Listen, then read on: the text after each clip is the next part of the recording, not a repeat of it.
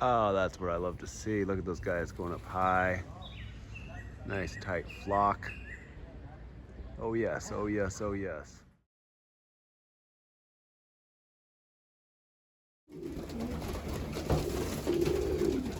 Robertson Farm Raised Pigeons. James here. Hope this finds everyone doing well, as always. Still have a bit of a cold, so you'll have to excuse me. But just want to give a little update. I want to thank everybody for your comments on my last video where I talked about the health issues that I've been dealing with the birds this past month or so. Several of you asked about the diagnosis and how I came to that. And again, I was shocked when Jerry Gagne said he thought it was paratyphoid. He seemed pretty confident. You know, I didn't see any droppings that I thought were super nasty or super bad. So yeah, I was surprised about that. And, you know, still not positive that that's what's impacting the health of my loft and my breeders. But what I should have done, and what I will do in the future, and highly recommend to anyone else, is if you get a dead bird, to send it off to be analyzed, to have an autopsy performed, and they'll figure out exactly what was the cause of death, whether it was some virus or, you know, a bacteria like E. coli or salmonella. That's what I should have done, because then there's no questioning. Yeah, it costs a lot of money, but you know, it's worth doing so that there's just no question. And that's what I should have done. Oh well. But the other day I did a hand inventory of all my youngsters. Basically started on this side, handled all of them, and then worked my way over to this side. And as I handled each one of these, I just moved them over, and it made it easy. And honestly, all the young birds are feeling really good. There's one or two that were maybe a tiny bit light, a couple of the younger ones. So I'm watching them. But honestly, they're looking pretty good.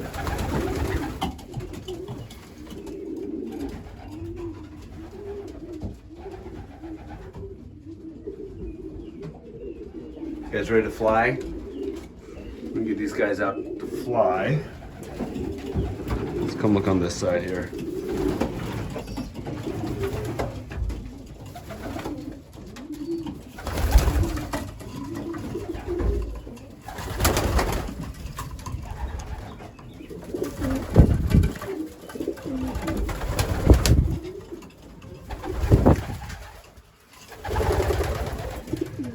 Yep, we're gonna get these guys out to fly, and then we're gonna talk about some of the loft renovations I'm gonna do, in addition to the aviaries. So, stay tuned here for a minute. Stick with me here, guys. Let's go. There you guys go. Come on, go fly. Go fly. Go, go, go. All right, go fly. Go fly. Sweet. Let's go take a look. Oh, that's what I love to see. Look at those guys going up high. Nice tight flock. Oh yes, oh yes, oh yes. Finally. It's great. So, some asked if my feed had been contaminated by mice or if it was how I stored it. And so this is just a quick video of what I do with my feed. It's all kept in sealed containers,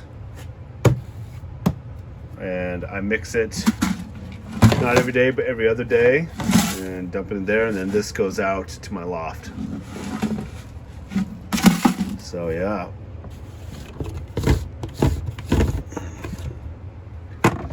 voila, here it is.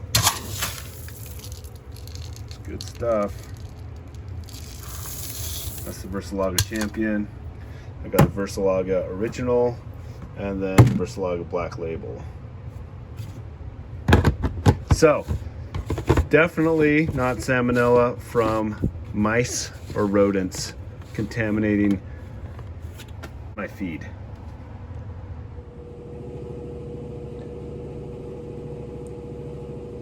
Okay, watch this. Watch his head. He doesn't hold his head up when I pull it away. See that? Come on. Come on. There's like no fight left in this guy. No life.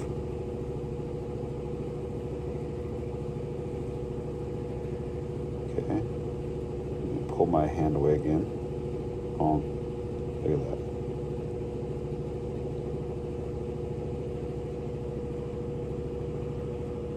It's a little bit light. Well, he is pretty light. Skinny through there.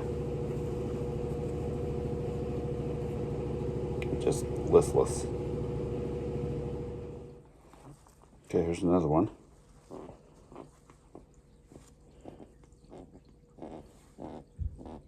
Here it's kind of having a hard time breathing, it sounds like. Raspy voice. It's also light.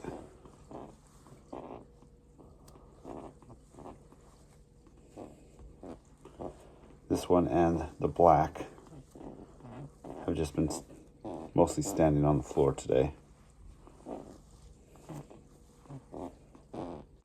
Okay, so here's Toby after having been treated for a few weeks. He had 5 days on Tony's Treasure tablets. We'll talk about those. And then amoxicillin. He's been on amoxicillin since. But no more rattling as he breathes. He's got a clear throat. All his fight is back in him, and he's gained most of his weight back.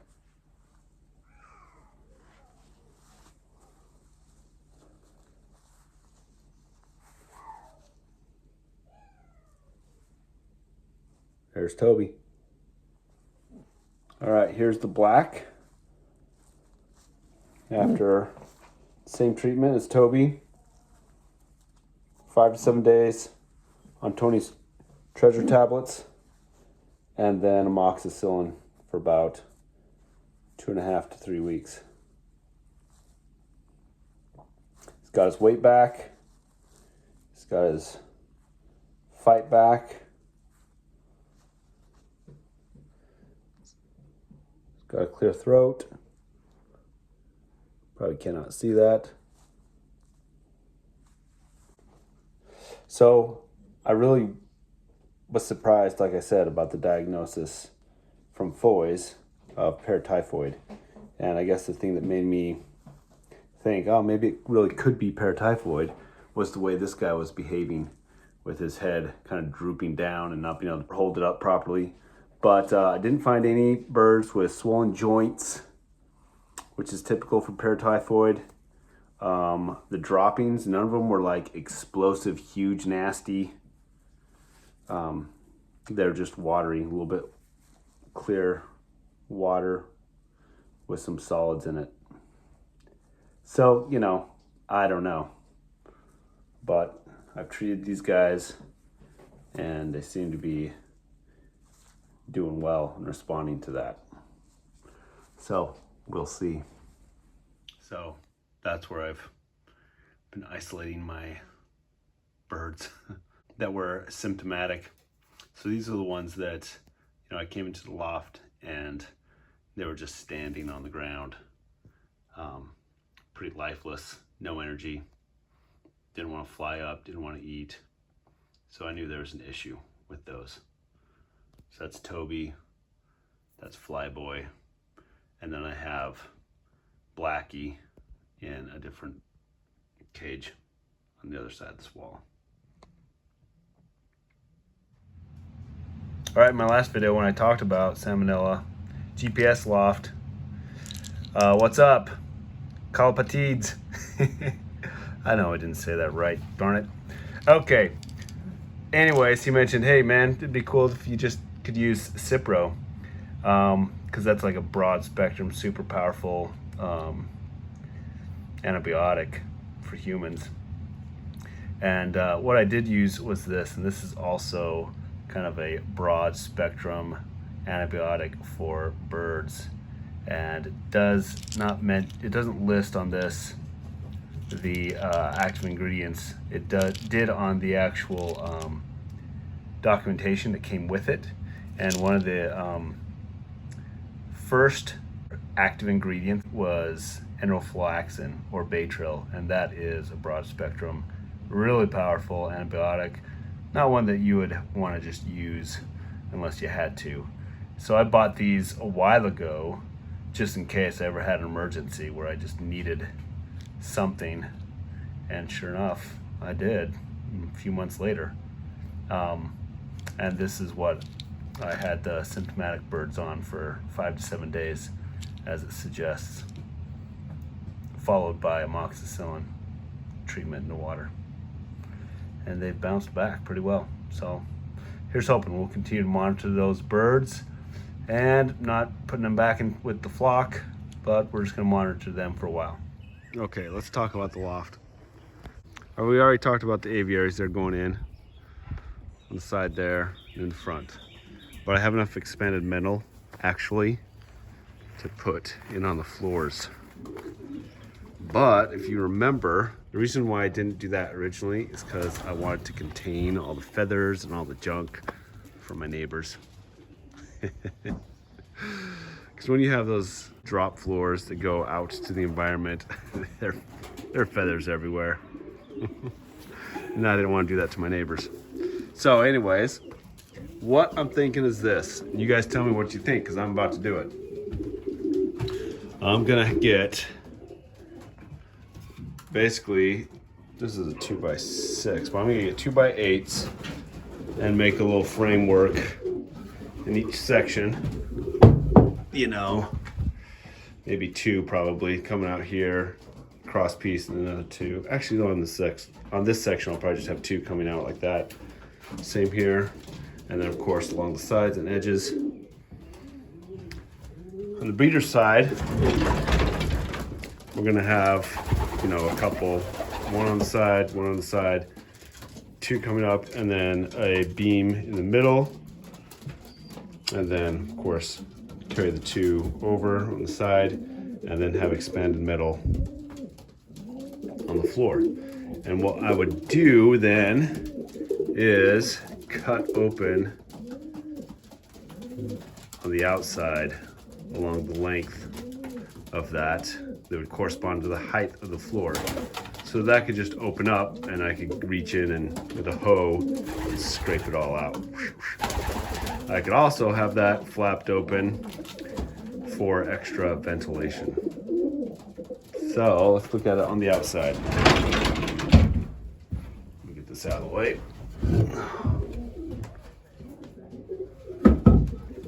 Hi.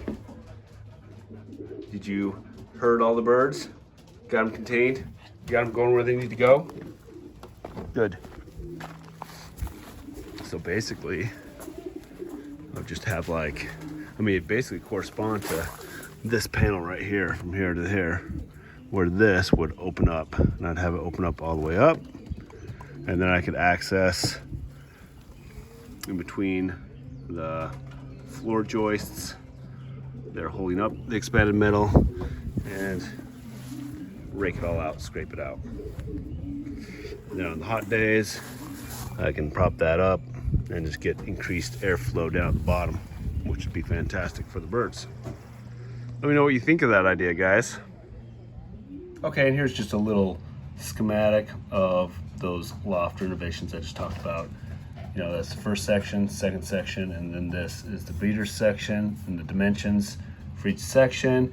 And then these green lines represent the 2x8s that I'd be putting in on the floor, or for the breeder section, I would have a cross piece right there, and then I'd be able to open up, you know, on the ends and reach in there with the hoe, scrape it out, or I could just lift off the expanded metal and clean from the top. But anyways, oh, and here's the aviaries. That's gonna be a walk-in aviary off the side of the breeders, so that should be cool. Starting to look like a legit race team. Sweet.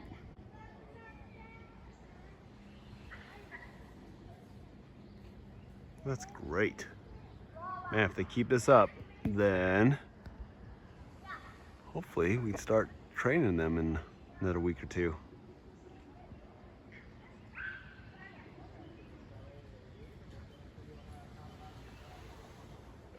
Fantastic.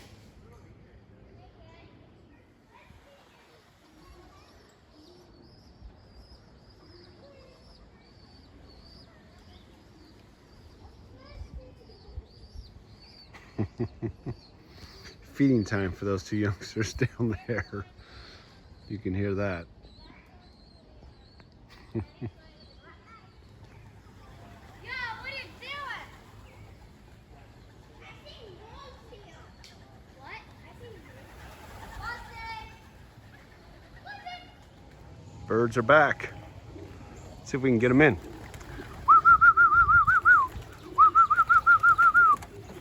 Hey guys.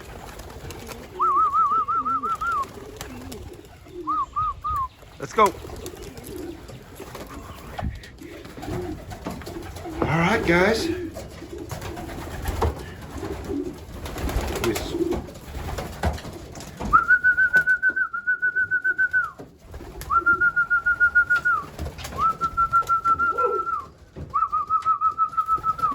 Come on. All right, we'll end today's video with a little sneak peek at these two youngsters. My last two off of Cup of Joe and Greek Iris for the year. Again, they've been breeding in this little rabbit hutch that I've had here. I'll just keep them from flying out. But anyways, it's worked well for Cup of Joe because he's such a boss in the loft that he takes over nest boxes and stuff. But anyways, these guys are looking good. And this pied looks like it's gonna have boots or slippers. That's the slipper gene right there. That's kind of cute. Anyway, so also I'll end on some good news. The first time we did the Abbey auction, I sold 2 birds. One cock out of Fly Boy and Fat Bottom Girl, and 1 hen out of the Cuevas Hen and Big Boy. Sold those to Quintero Loft. He flies in New Jersey. He told me that one of those birds bred an IF, International Federation Hall of Fame young bird. And so that was cool to hear. And then recently, another bird that he bred out of the cock from Flyboy and Fat Bottom Girl scored well on the 400-mile race out of about 1,400 pigeons. So that's fun to hear. Always cool to hear those things. Anyways, hope everyone's doing well and enjoying the pigeon hobby, whether you're doing it virtually or vicariously through these videos or others, or if you're doing it yourself, or both. Take care. If you have not already subscribed, please do so. It helps the channel out and I appreciate it. Thank you guys. Adios.